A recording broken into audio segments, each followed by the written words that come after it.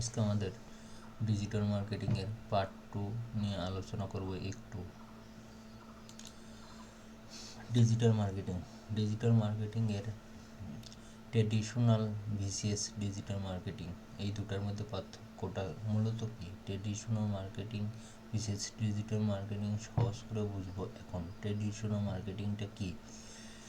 Traditional marketing মানে এটা ধরেন পুরনো বা অফলাইনের পদ্ধতি। যেমন আমাদের কিছু কিছু জায়গা আছে যে তারা অনলাইনের কোনো কিছু সম্পর্কে তাদের কোনো আইডিয়া নেই।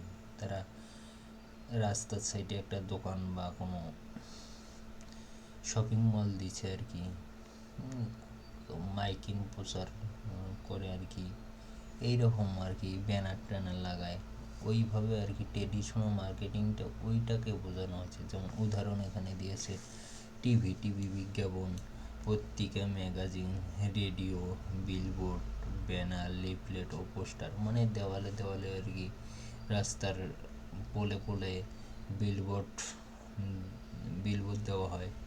এইরকম আর কি আগের প্রাচীন, ওটাই হচ্ছে ট্রেডিশনাল মার্কেটিং। এর সুবিধা লোকাল এরিয়াগুলোতে বেশি বিশ্বাসযোগ্য বাড়ায় আর কি, বিশ্বাসযোগ্য পায়। যাদের ইন্টারনেট নেই,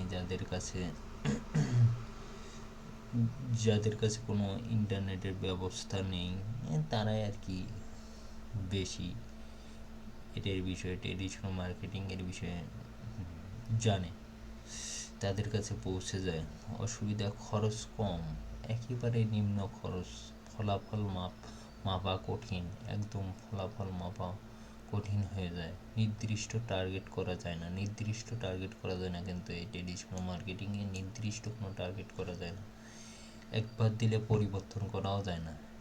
একবার যদি আপনি বিলবোর্ড বা ব্যানার আকারে রাস্তার সাইডে ল্যাম্প প্লেট আকারে তৈরি করেন, এটা কিন্তু চেঞ্জ করা যায় না, ওইভাবেই থাকে।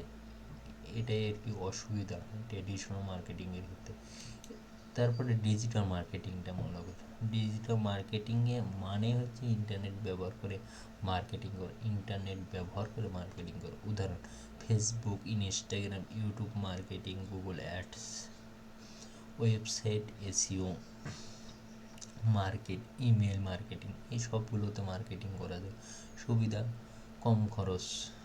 হচ্ছে কম খরচ, একেবারে খরচ কম, বেশি মানুষের কাছে পৌঁছানো যায়, বেশি মানুষের কাছে পৌঁছে যায়। নির্দিষ্ট টার্গেট করা যায়, অ্যাড, লোকেশন বা ইন্টারেস্ট, বিহেভিয়ার, সব কিছু টার্গেট করা যায়। শুধুমাত্র অল্প, আপনি ইচ্ছা করলে 200 টাকা দিয়ে অনেক ভালো রেজাল্ট করতে পারবেন এই ডিজিটাল মার্কেটিংটাতে। কিন্তু আপনি যদি ট্রেডিশনাল মার্কেটিংয়ের দিকে যান, ওই দিকে কিন্তু আপনি 200 টাকা দিয়ে কোনোভাবেই আপনার সম্ভব হবে না। এক্ষেত্রে ডিজিটাল মার্কেটিংয়ে অনেক বেনিফিট রয়েছে।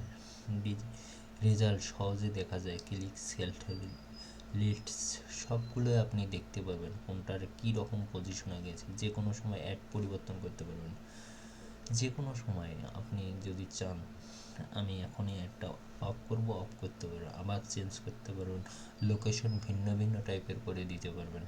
এক্ষেত্রে ডিজিটাল মার্কেটিংটা অনেক সুবিধা আর কি। অসুবিধা দুইটা আছে। যারা আর কি